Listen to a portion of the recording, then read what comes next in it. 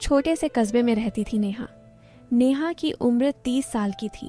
वह ऐसी स्त्री थी कि देखने वाले की नज़रें ठहर सी जाती। उसकी आंखें गहरी, मुस्कान इतनी मधुर कि सुनने वाला भूल जाता था क्या कहना चाहता था। कद मध्यम, काया सुंदर, कमर नाजुक और चाल में हल्की सी लय। साड़ी में तो वह किसी चित्र की तरह लगती और कभी कभी सलवार कमीज पहनकर घर के काम करती तो भी ताजगी बिखेर देती। नेहा की शादी राहुल से हुई थी। राहुल शहर में नौकरी करता था। महीने में 2-3 बार ही घर आ पाता। नेहा अकेले घर संभालती और ससुर जी हरिशंकर के साथ रहती।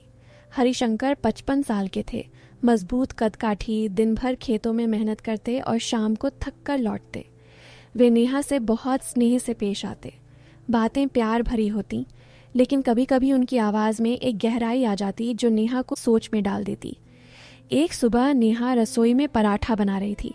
साड़ी का पल्लू कंधे पर लहरा रहा था। हरिशंकर खेत से लौटे, पसीने से भीगे हुए, दरवाजे पर रुककर बोले, बहू इतनी सुबह उठ गई?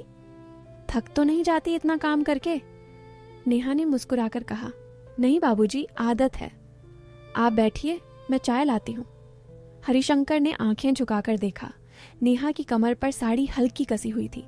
मन ही मन सोचा, कितनी कोमल लग रही है। फिर बोले, अरे मैं खुद बना लूंगा, तू इतनी नाजुक है, ज्यादा मेहनत मत कर। नेहा को लगा बाबूजी कितने ख्याल रखते हैं। उसने चाय का कप रखा। हरिशंकर ने कप लेते वक्त नेहा की उंगलियों को हल्का छुआ। नेहा ने हाथ खींच लिया, लेकिन हंस दी, बाबूजी आज खेत में क्या किया इतनी सुबह? बस फसल देखनी थी।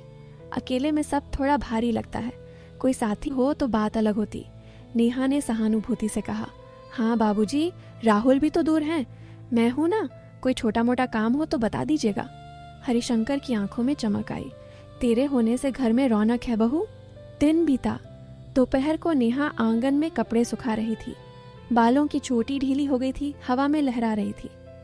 हरिशंकर एक पुरानी किताब देख रहे थे, लेकिन नजर बार बार नेहा पर ठहर जाती। नेहा ने महसूस किया तो बोली, बाबूजी कुछ बात है?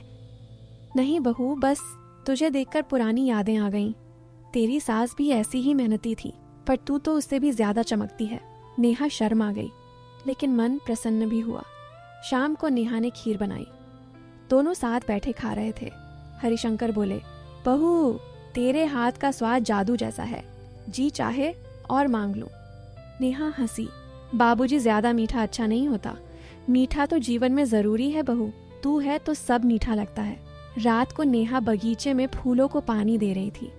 हरिशंकर आए, हाथ में एक छोटा पैकेट। बहू यह तेरे लिए, खोल कर देख। पैकेट में एक सुंदर सी पायल थी। नेहा बोली, बाबूजी इतनी सुंदर, लेकिन क्यों?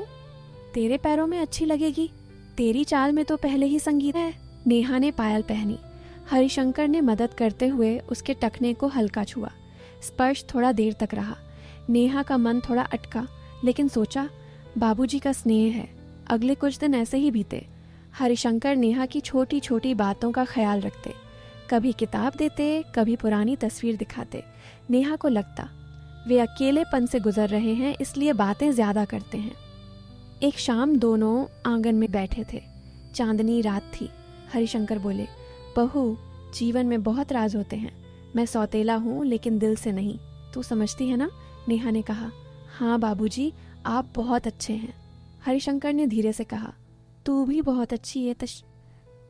कभी कभी लगता है करीब से जान लूं। नेहा का दिल तेज धड़का। वह बोली, बाबूजी हमारा रिश्ता बहुत पवित्र है। हरिशंकर मुस्कुराए, हाँ बहू, प्यार तो प्यार है, बेटी जैसा, परिवार जैसा। अगले दिन नेहा ने हरिशंकर के लिए स्पेशल नाश्ता बनाया। दोनों हंसते बातें करते रहे।